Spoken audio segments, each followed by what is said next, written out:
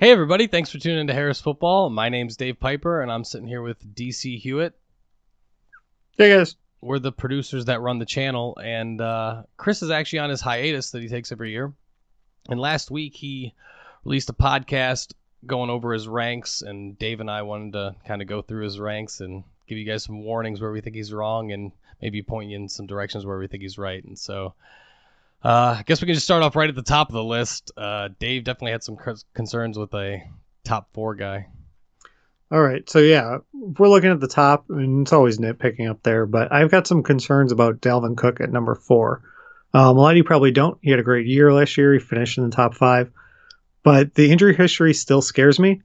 And I went back and was looking at the film, and some of it might be my own recency bias right now. I rewatched the film, and he didn't end the season great against San Francisco in the playoffs.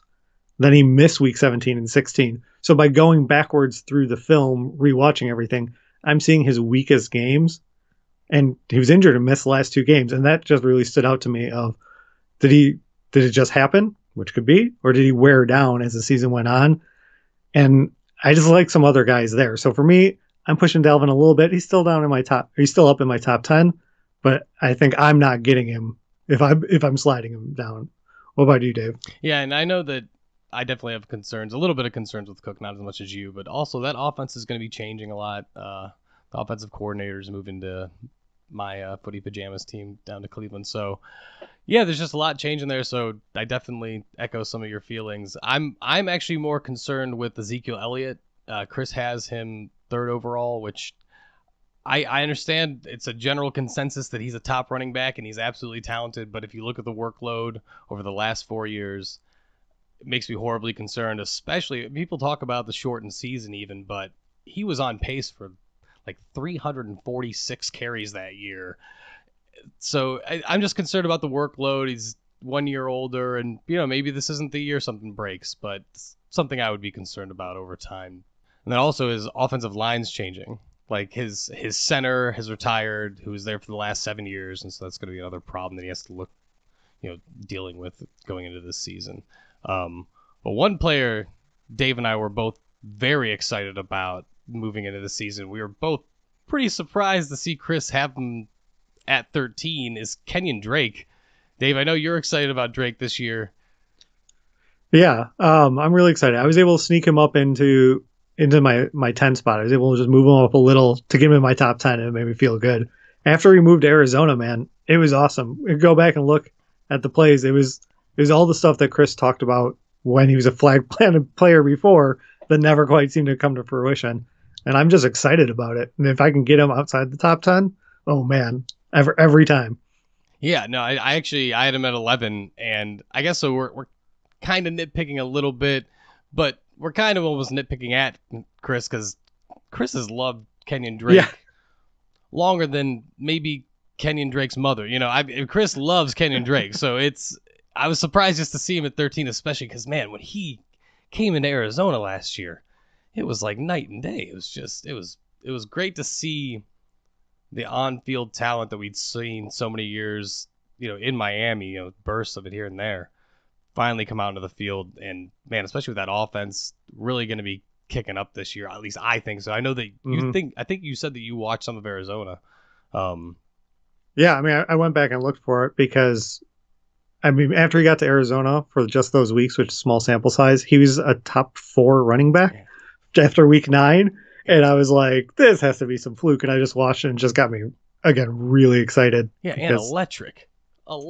Yeah, wonderful. Yeah, so we were both kind of surprised to see Drake as low as Chris had him. But yeah, Chris having Derrick Henry above Drake just feels like he must have been twisting the knife on himself. The fact that he had to do that. Yeah, and I think that we could both say I don't love Henry this year that much. I have him out of my top 15.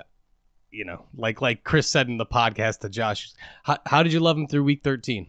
How did you feel about him? Man, that's how I feel about him this year. So, okay. Well, we talked about Drake, but I should take a break to say, if people haven't seen it, especially because I haven't been on camera, but we're presented by Felix Gray. Got my little box. I'm wearing my Felix Grays right now. You've heard Chris talk about it. Lots of times he's on the pod and you can't see it, but they make a real difference, especially I didn't have them last year when the season started, and I started producing and editing this, and I was getting the headaches. I was sitting here editing the football plays and watching it back, and now I just won't do it without my Felix Grays, honestly. So we'll have the link below, but felixgrayglasses.com/HarrisTube, and you go check them out. If you don't, you can get them prescription or non-prescription. It's less than $100, and it makes a huge difference. With those all locked in and stuff, sometimes I've actually given it to my kid for doing his homeschool Zoom meetings, just in case, because headaches make grumpy people, and I don't want grumpy kids in a lockdown. Yeah. Honestly, and I don't like to have a grumpy girlfriend. My girlfriend is a secretary in elementary school. She wears them there all day long. So, yeah, can't thank Felix Gray enough for sponsoring us. Cool.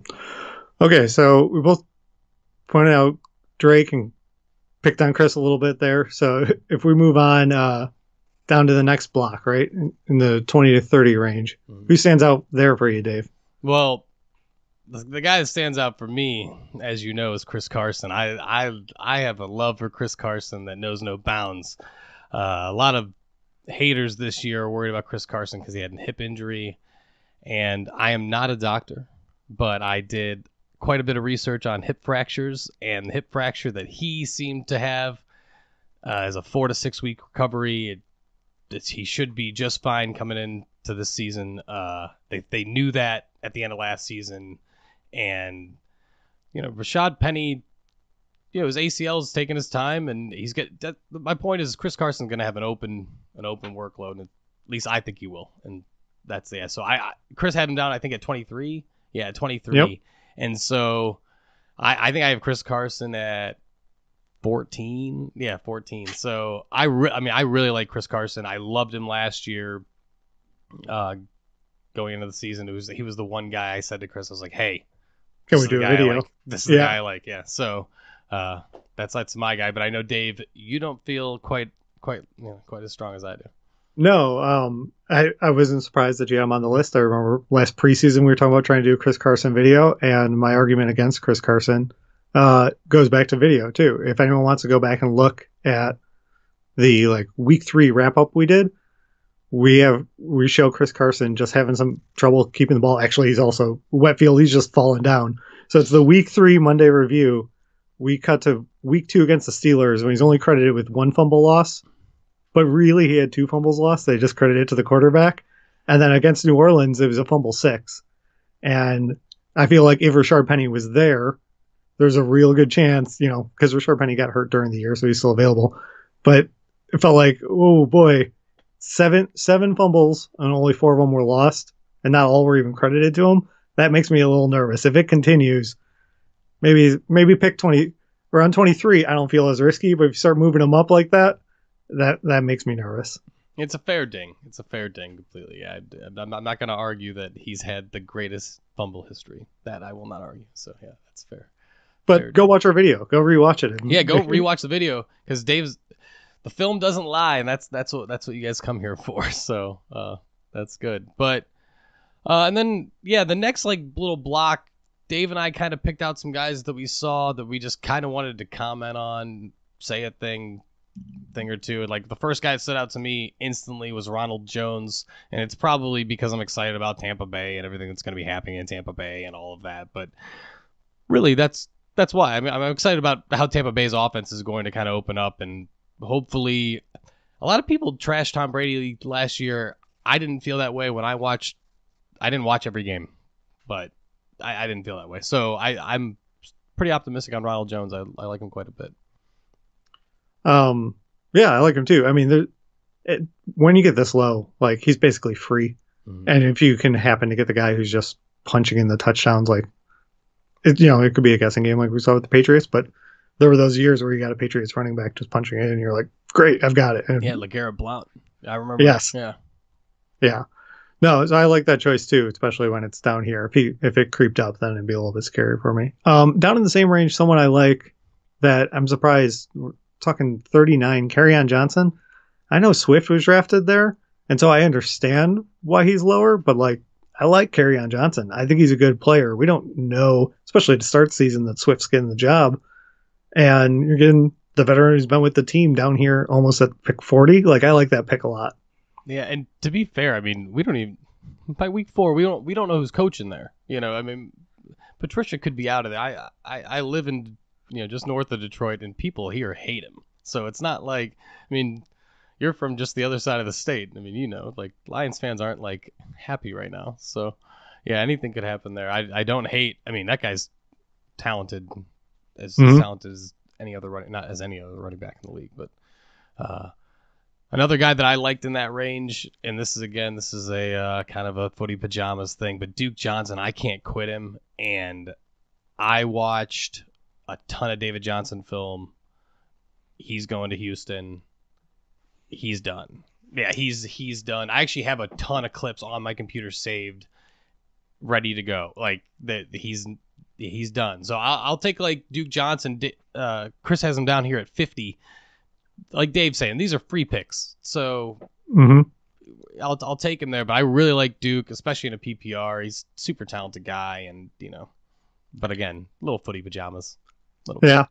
Well, I like him too. I got him in a lot of teams last year, and it didn't quite work out. But I remember when he was traded last year, we did an emergency video. Again, if someone wants to go back and look, we broke down a lot of tape on Duke Johnson to show, you know, show those hands, show how talented he really is if he can get the chance. Yeah, so. And because of Bill O'Brien's genius, there's less hands there to catch the ball. So, yeah, I was gonna say you had another great guy that you wanted to mention. Yeah, so it's kind of along the lines of Kerryon Johnson. I just down in the same range here. There's Damian Williams and Marlon Mack. So probably maybe not as much Damian Williams, but I'm trying to name, like, we're down here in the 30s, and these were guys who were starting for fantasy teams, starting for NFL teams last year. And just because they were a rookie doesn't mean for sure it's different. Sure, I don't think Damian Williams is a starter, but if you can grab him here, that's great. Marlon Mack, like, Chris was a little down on him coming into the year last year. I was on to Naheem Hines. Mack really showed something last year. He's really good, and I really like him. And Chris has him ranked at 29.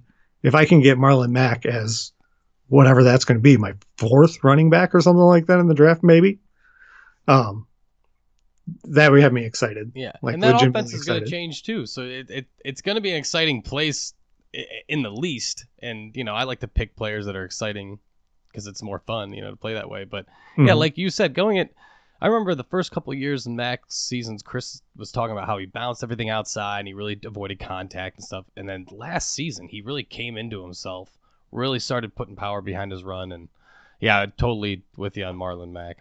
I look forward to watching him play. I would probably, like you said, Williams a little bit pay attention because it's such a later pick, but Edwards-Helaire is pretty talented. So who knows what's going to happen there. So, yeah.